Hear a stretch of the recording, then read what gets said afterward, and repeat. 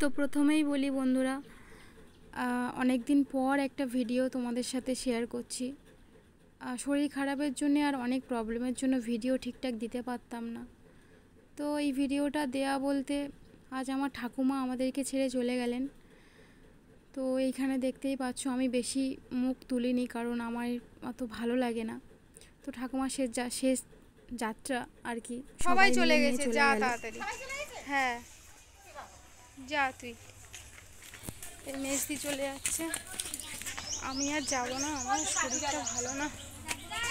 আজকে আর hi hello বলতে পারবো না বন্ধুরা তোমাদেরকে, কারণটা তোমরা তো দেখতেই পেলে। আমার ঠাকুমা যিনি চলে গেছেন, উনি আমার ঠাকুমা, মানে আমার বাবার কাকিমা।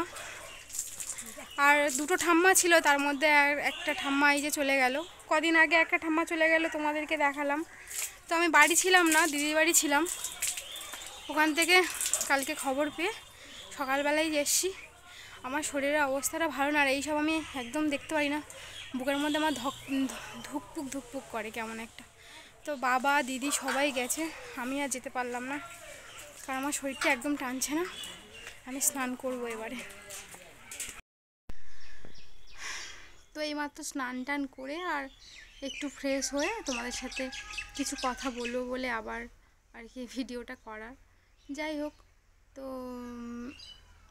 ঠাকুমা বলতে মানে আমার ওটা নিজের ঠাকুমা না, মানে আমার বাবার কাকিমা। আমার বাবারা তো বাবার মানে আমার ঠাকুর দাদারা 6 ভাই, সেই 6 ভাইয়ের আর কি এটা হচ্ছে আমার ছোটো ঠাকুমা। যাই হোক, তবু নিজেরই তো, মানে আমাদের ফ্যামিলির মধ্যে, আমাদের ফ্যামিলি অনেক বড়। তোমাদের এর আগের ভিডিওতেও আমি অনেকবার বলেছি। তো এটা হচ্ছে আমার বাবার ছোটো কাকিমা। তা উনি চলে গেছেন, খুব ভালো মানুষ ছিলেন এমনিতেই। অনেকে বলে না যে যখন থাকে তখন তার মর্মটা বোঝে না, তো সেটাই। যখন ছিল তখন অত কেউ তার মর্মটা দেয়নি, বাট চলে যায় যখন, তখন তার এটা বেড়ে যায়। যাই হোক, এটা আমি বলতে একটু আমার কোনো আক্ষেপ নেই, আমি বলেই ফেলি। আর তার জন্য আমি অনেকের কাছে খুব অপ্রিয়। ঠাকুমার কি হয়েছিল, আর ঠাকুমার বয়স কিন্তু বেশি না। দাদু খুব ছোটোবেলায়, মানে দাদু হচ্ছে ঠাকুমা খুব অল্প বয়সে দাদু ছেড়ে চলে যায়। দাদুর মাথা একটু খারাপ ছিল, দাদু মানে জলে ডুবে আর কি চলে গেছিলো। তোমরা অনেকেই জানো ওই মারা যাওয়া শব্দটা আমি নিতে পারি না, তো আমি চলে যাওয়ার কথাটাই বলি, সেইভাবে তোমরা একটু বুঝে নিও। তো দাদু হচ্ছে আমি তখন হইনি, আমার দিদিদের কাছ থেকেই শুনেছি যে মানে আমার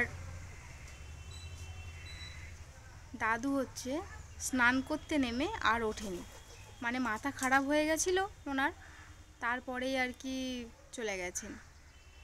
যাই হোক, তারপরে সেইভাবে ছোটো ঠাম্মা, দুটো কাকা আর আমার 3টে পিসিকে মানুষ করে একে একে সবাইকে। অনেক তখন পিসিরা অনেক ছোট ছিল। তারপর একে একে সবাইকে বিয়ে দেয়। সবাই ভালো। দুটো পিসির মধ্যে মানে আমার 3টে পিসির মধ্যে একটা পিসি হচ্ছে বাবার মতো, মাঝে সাঝে মাথার প্রবলেম হয়ে যায়। একটা কাকাও মানে সেও মাথার প্রবলেম, মানে 5টা ছেলেপুলের মধ্যে 2টো মেয়ে শুধু ভালো, বাকি 3জন তাদের সমস্যা। মানে এই ভালো আছে তো এই ভালো থাকে না, সেইভাবেই চলে আর কি দিন। তো ঠাকুমা সেই থেকেই মানে ছেলেপুলেদেরকে খুব আগলে রাখে নিজের কাছে। আজকে খুব অনাথ হয়ে গেছে ওই নাতিপুতি ছোটোটা। মানে এই বিষয়ে বলতে গেলে অনেক বড় ঘটনা, সে মানে আর বলে শেষ করার মতো না। ঠাকুমার সংসারের মানে অনেক অনেক অনেক ত্যাগ, সে মানে ঋণ কোনো দিন শোধ করতে পারবে না। আর দেখো, আমাদের ফ্যামিলি তো যে যার মতো সেই তার আলাদা, সবারই সবার সমস্যা থাকে। এই শরীর খারাপ দেখতে যাচ্ছে, এই নিয়ে যাচ্ছে হসপিটাল, এর বেশি তো কেউ কারোর কোনো দিকেই চলতে পারে না। তারপর আমার বাবাকে যদি বলো, আমার বাবা তো কত সমস্যার মধ্যে পড়ে রয়েছে। এই চললে আমার বড় পিসিরও ভীষণ শরীর খারাপ, তিনি কেপিসিতে ভর্তি রয়েছে। তো ঠাকুমা 1 সপ্তাহ ধরেই ভুগছিলেন। ছোট থেকেই শুনে আসছি ঠাকুমার হচ্ছে গ্যাসের প্রবলেম, ঠিক আছে। সেই থেকেই উনি না একটু ওই গাছরা এইসবই বেশি বিশ্বাস করতেন। তো নিজের মতো করেই চলতেন আর কি। সেভাবে ওষুধ খেত, আর গ্যাসের ওষুধ খেত। তো হঠাৎ করে উনি তো ভালোই থাকতো। আমাদের ছোটোবেলার কথা যদি বলি, আমার তো অনেকগুলোই ঠাম্মা, মানে বাবার কাকিমারা। আমার ঠাকুমা, নিজের ঠাকুমা তো আমার বাবার অনেক ছোট, তখন ক্লাস 4-এ না 3-তে, না, যখন আমার বাপি যখন ক্লাস 4-এ পড়ে তখন আমার দাদু মারা গেছিলেন। আর যখন আমার বাপি মায়ের দুধ খেয়ে একটু বড় আর কি, দুধ মানে ওই 2-3-5 বছর 6 বছর হবে, তার মানে বুঝতেই পারছি কেমনটাই আর কি ছোট। সেই সময় আমার ঠাকুমা আমার বাবাকে ছেড়ে চলে যায়। তো নিজের বলতে আমার ঠাকুমা দাদু আমরা চোখেই দেখিনি, দেখেছি বাবার এই যে কাকা কাকিমাকেই দেখেছি, এদেরকে ঠাম্মা দাদু বলেই ডেকে এসেছি। তো অনেকগুলো ছোটোবেলায় ঠাম্মাদের সাথে কী হতো কি, একটা ঠাম্মার কাছে যদি পান চাইতাম, আমার তো খুব ছোটোবেলায় একটু পানের নেশা ছিল, হ্যাঁ, গাল ঠোঁট লাল হবে সেটাই।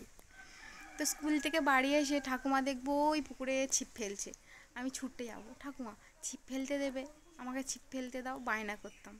এটা আমার আরও একটা ঠাকুমা, সে অনেক আগেই চলে গেছেন। তো ছিপ ফেলতে দিত, আর পান খেতে চাইলে দিত না, ঠিক আছে, বলতো না হবে না হবে না। তো আমি যে ঠাকুমাটা চলে গেছেন, ছোট ঠাম্মা, এই ছোটো ঠাকুমার কাছে চলে যেতাম, ও ঠাম্মা পান দাও না, পান খাবো। তো ছোটো ঠাম্মা কোনো দিন ফেরাতো না, সব সময় পান দিত। আর বলতো একটু একটু আগেকার দিনের লোক তো, জানোই তো আগেকার দিনের লোকেরা একটু মুখের এটা আলাদাই হয়। তো সেরকমই কিছু একটা বলে পানের মধ্যে একটু অল্প করে, আমি বলবো সুপারি দেবেন, আমার অল্প করে ওই কি খয়ের না কি বলে যেটা লাল হবে, ওটাই আমাকে দিত। তো সেরকম করেই দিত, খেতাম, খুব ভালো লাগতো। এই এরকম করে চলতো। তারপরে বড় হলাম আস্তে আস্তে। তারপরে যখন আমার মানে আমার মানুষটা যখন চলে গেল, তখনও ঠাকুমা আমাকে ডেকে খুব বোঝাতো, খুব ইয়ে করতো, ভীষণ ইয়ে করতো। তো হঠাৎ করেই কী হলো, 1 সপ্তাহ আগে শুনলাম যে হসপিটালে ভর্তি হয়েছে, ক্যানিং হসপিটালে, আমাদের ক্যানিং হসপিটালে ভর্তি হয়েছে।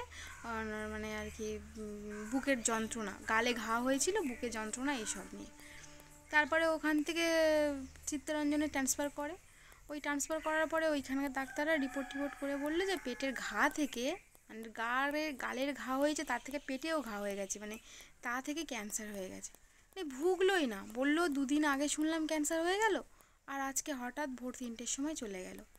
মানে সত্যি, মানে ভাবার বাইরে। যাই হোক, আর আমাদের মণ্ডলদের ফ্যামিলির মধ্যে আর একটা ঠাকুমাই আছে। 6টা দাদুর 6টা ঠাকুমার মধ্যে 5টা ঠাকুমা চলে গেছে, আর একটা ঠাকুমা আছে। যাই হোক, তো খুবই খুবই এটা হচ্ছে এর বিষয়। বাবারা তো সবাই গেছে, তোমাদের তখন বললাম, আমার দিদিও গেছে, আমি যাইনি। কারণ কি, আমার না ওই আগেও বলেছি, যেখান থেকে বিট্টু চলে গেছে সেখান থেকে আমি ওই ধূপ, তারপরে ওই যে মেথি হলুদের গন্ধটা আমি নিতে পারি না, আমি সহ্য করতে পারি না। তারপরে ওই যে কান্নাগুলো না, আমার বুকের মধ্যে কেমন একটা অস্থিরতা, কষ্ট হয়, আমি সে কাউকে বলে বোঝাতে পারবো না, আর বোঝাতে চাইও না। আজও যখন ওইখানে মাটি দিচ্ছিলাম ঠাকুমার পায়ে, প্রণাম করছিলাম, মানে যখন আমি এরকম করে ছুঁয়েছি, আমার বুকের মধ্যে কেমন একটা মানে কেমন একটা হচ্ছিল। তো আমি আর যেতে পারলাম না, গেলাম না। আমি তো বাড়ি ছিলাম না, ছিলাম দিদির বাড়ি। তো সেখান থেকে আর কি সকালে ফিরেছি। যাই হোক, তো সবাই গেছে, এখনও ফেরেনি কেউ। মা আছে, মা তো অসুস্থ, তোমরা জানো, মাকে ফেলে তো আর এমনিতেও আমি যেতে পারতাম না, তাও মার সাথে রয়েছি। তো এই হচ্ছে ব্যাপার। ওখানের কাজকর্ম ঠিকঠাকভাবে কাটিয়ে আসুক, তোমরাও ভগবানের কাছে প্রার্থনা করো। উনি তো ভালোভাবেই গেছে, আশা করি যেখানেই আছে নিশ্চয়ই ভালো আছে।